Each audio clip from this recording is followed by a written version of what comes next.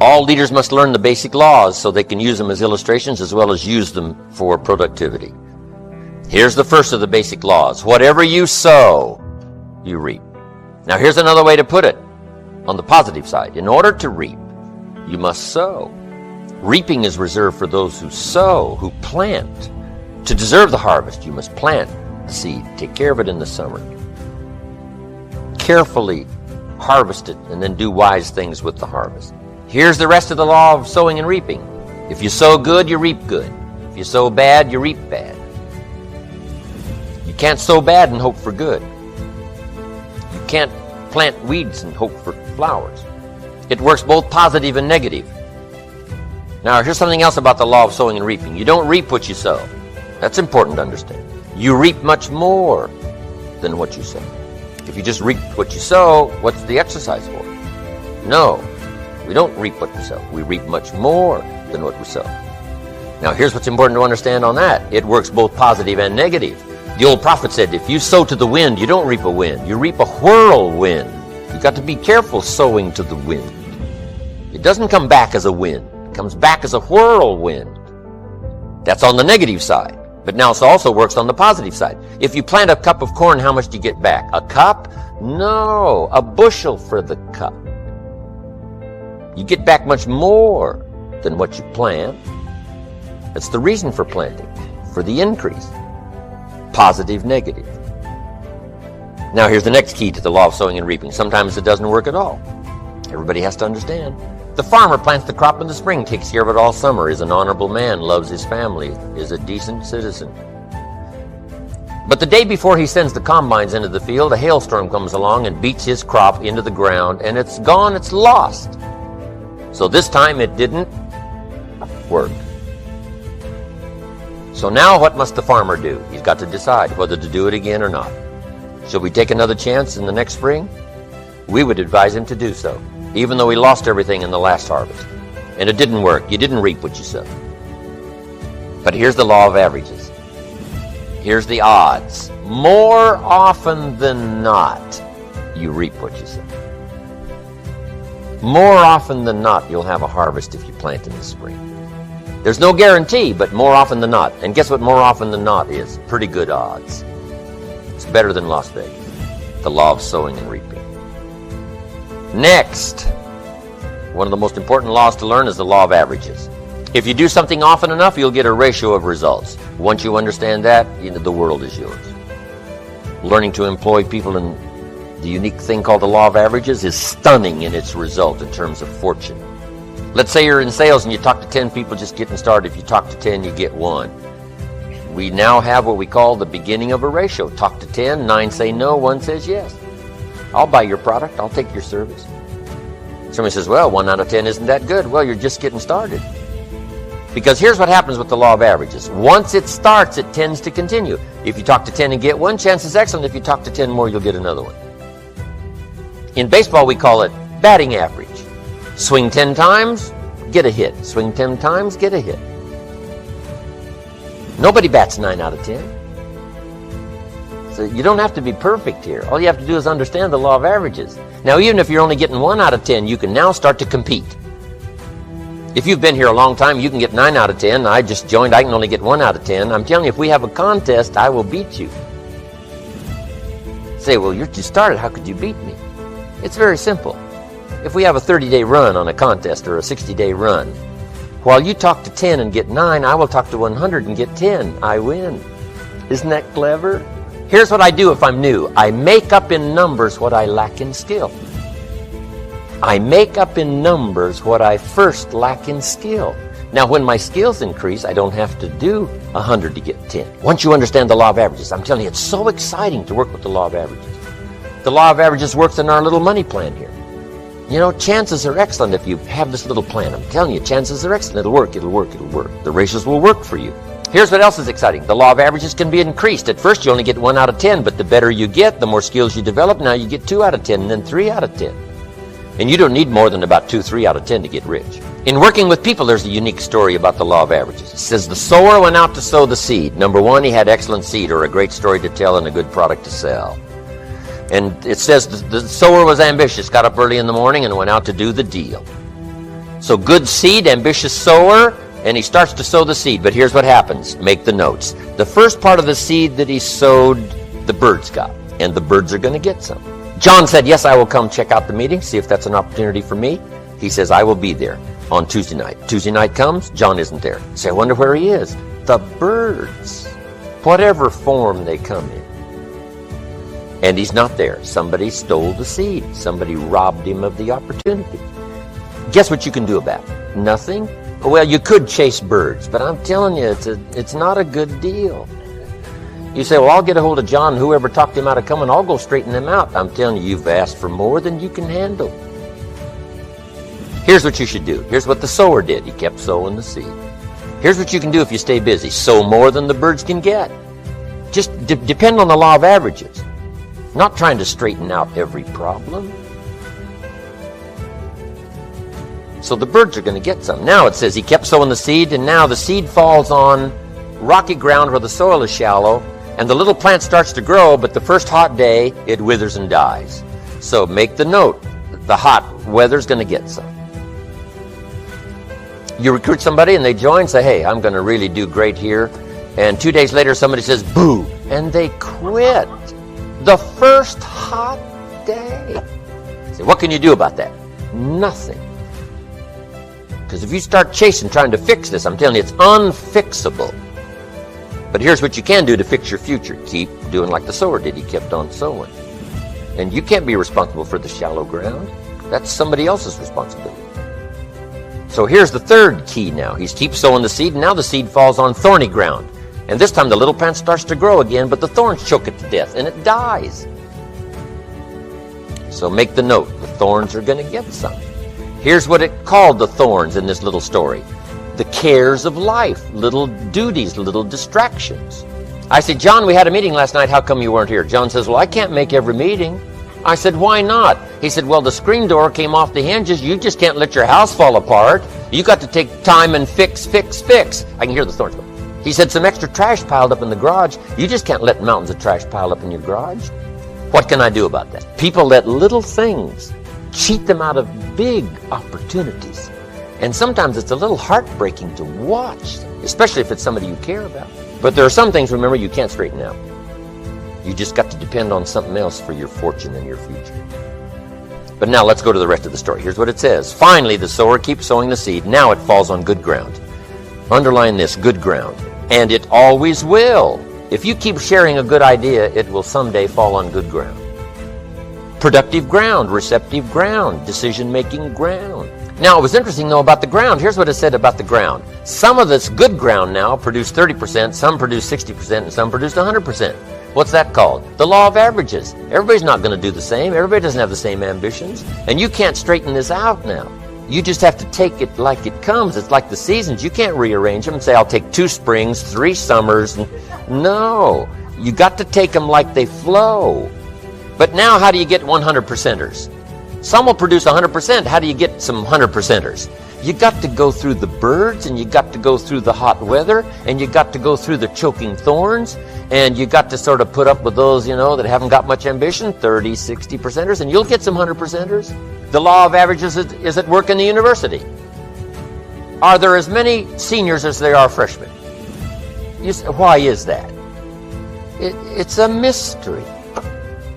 The inevitable erosion of life says there's always going to be more freshmen than seniors. Not every race that started does everybody finish. The answer is no. Some people don't want to finish. Some people plant in the spring and leave in the summer. And you can't straighten that out. Here's what you can do. Keep telling the story, keep sharing a good idea, and I'm telling you it will work for you.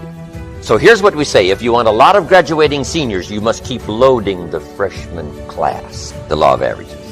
It's one of the greatest studies to make. It'll serve you well in your business career, your sales career, any kind of career. One more on the law of averages. There's an old rule, and it's been around a long time, that says 20% of the people do 80% of the business and 80% do 20%.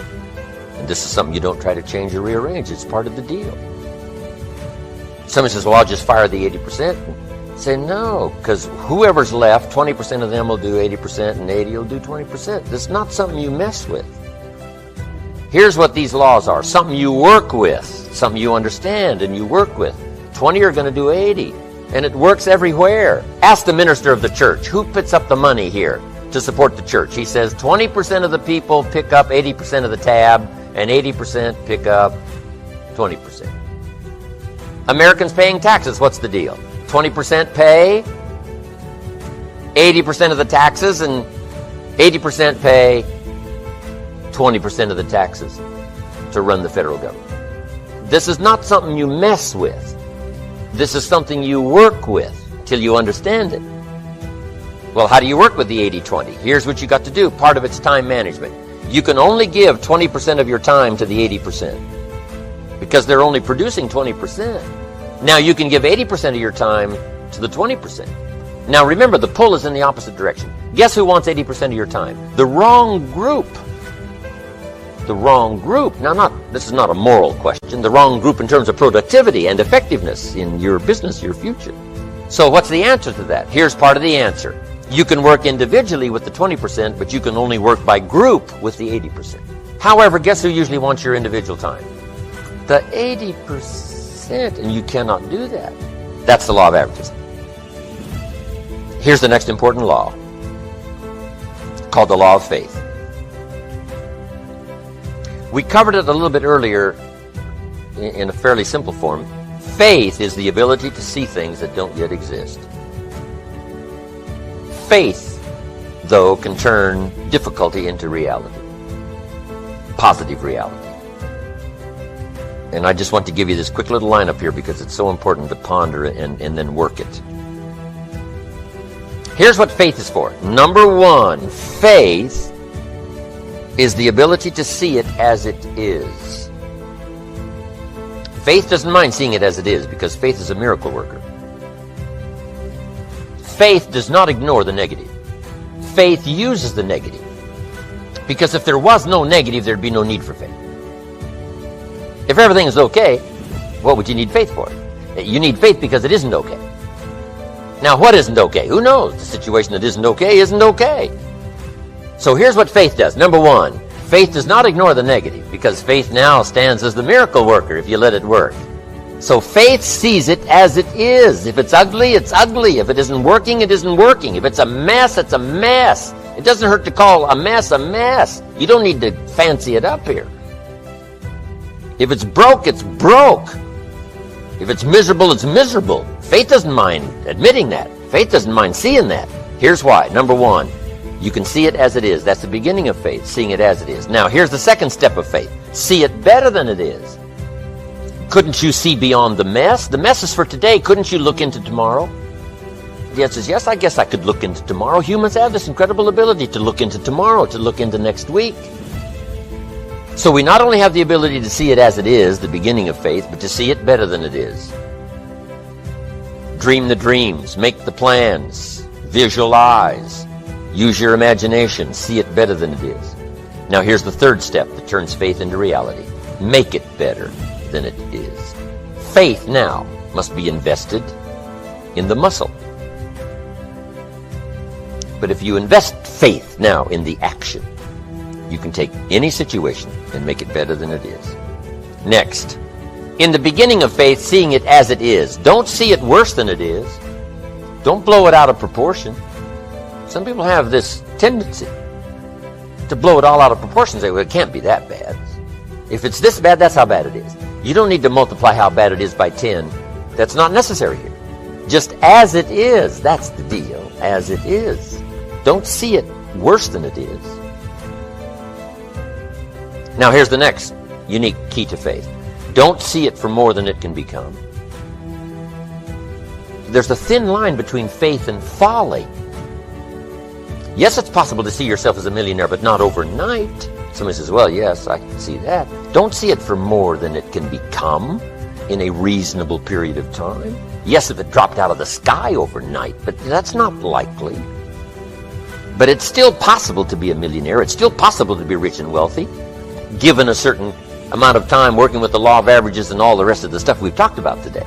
So don't see it for more than it can become so that you move into folly instead of faith. Plenty is possible without being foolish in your faith exercise. But now here's two more cautions. Number one, it might be worse than you first see it. You better look underneath. Because sometimes you just look at the surface. You better take a look. So that you can really see it as bad as it is. Not to overblow it now, but to make sure you see it as bad as it really is. Now here's the next one. Give yourself a chance to understand that it could be far more in the future than what you can first see. By faith, here's all you can see. The miracles that we see here gives us a certain amount of faith, but it looks like we need some more, we need some more. But you take the first step. Take the first step of what you can see, but give yourself a chance to be able to see it for more than what you first see it. On a foggy night, if all you can see is 100 feet, here's what you do. Walk that first 100 feet, now you can see another 100 feet. You can't see the 200 feet. But if you can see 100 feet, you walk the first 100 feet, now you can see another 100 feet. So I'm asking you to take the early steps of faith. Whatever you can see it possible to become, start believing that. Have faith for that. And I'm telling you, as that starts to exercise, you'll be able to see it for more and for more and for more. The possibilities will start to increase in your own imagination. The law of use. And it goes something like this. Whatever you don't use, you lose. Lack of use causes loss. On this planet. Maybe not the next one, but on this one. If you tie your arm to your body, leave it there long enough, you'll never use it again. It's over. For the arm. Now, it may not be over, but it's over for the arm. The only way to keep the use of this arm is what? Keep using it. If you quit, you lose. Automatically. They don't bring it up for a vote. You lose automatically when you quit. Now, the same thing that goes for your arm goes for your brain, mentality. The same thing goes for all the human virtues. Ambition, unused, declines. Strong feelings, unused, diminish. It doesn't grow, it diminishes. Faith, unused, decreases. It's a law. Vitality unused diminishes. Energy unused decreases. The guy says, well, I'm going to save up my energy. You can't do that. That's like trying to save today, put it on the end of the year. See, you can't do that. They'll come take you away. If you don't use today, what? It's lost. The guy says, well, I'll work twice as hard tomorrow to make up for it. See, that's foolish. You could have done that anyway. Today unused is lost. A talent unused is lost. An ability unused is lost. So here's one of the key expressions of the evening. Take a new inventory of yourself. Starting tomorrow, new project. Take a new inventory. And make sure that all of your talent and ability and mentality and ingenuity and vitality and strong feelings, faith, courage, make sure that all you've got's being used. Otherwise, you lose. Now, one of the best illustrations of the law of use is a Bible story called the Parable of the Talents. The talent story. Interesting story if you haven't read it in a while. Just review it. It's a good story. An ancient story. It says there was a master with 3 servants. He got them together one day and he said to the 3, I've got these talents. And in those ancient days, a talent was a measure of gold. And he said to the 3 servants, take these talents and see what you can do with them while I'm gone. He said, I'm taking a journey and I'll be gone for a while. When I come back, we'll get together, go over the book, see how you did. He said, here's 5 of these talents for you. 5. Here's 2 of them for you. 2. And here's 1 for you. 1. The master said, take those talents, see what you can do with them. When I come back, we'll get together, we'll go over it all. The servant said, okay, master takes off. According to the ancient story, the master comes back from his trip. When he gets back, he gets the 3 servants together, and as he said he would, he asks, how did it go with those talents? You were 5. What happened? That servant said, well, I took the 5 talents you gave me, and I put them to work. A little shaky at first, but he said things finally got rolling. And he said, I poured it on. And he said, my talents grew to 7, 8, 9, 10. He said, I doubled my talents from 5 to 10. Books will show. Master said, One heck of a job. Or something like that. He said, I gave you 2 talents. What happened? That servant said, about the same thing happened to me. I put those 2 talents to work, poured it on. They grew to 3 and then to 4. He said, I doubled my talents from 2 to 4. Books will show. Master said, well done. He said, I gave you 1 talent. What happened? That servant said, well, I took the talents you gave me and I carefully wrapped it and I dug a hole and buried it. And camouflaged it, I suppose, right? So nobody would steal it. And he said, fortunately, nobody got it. And he said, I knew you were going to be here today, so I dug it up. Here it is, safely wrapped. I did not lose it while you were gone. According to the ancient story, the master said, take that talent away from him and give it to the man that's got 10. Now you might say, well, I don't like that arrangement. The poor guy's only got 1 talent.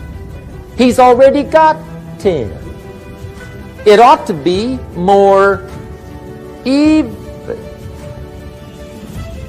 Remember, I didn't ask you to like it. But this one I would ask you to learn, because it simply means whatever you do not employ, you forfeit. It's a law. So learn well the law of use.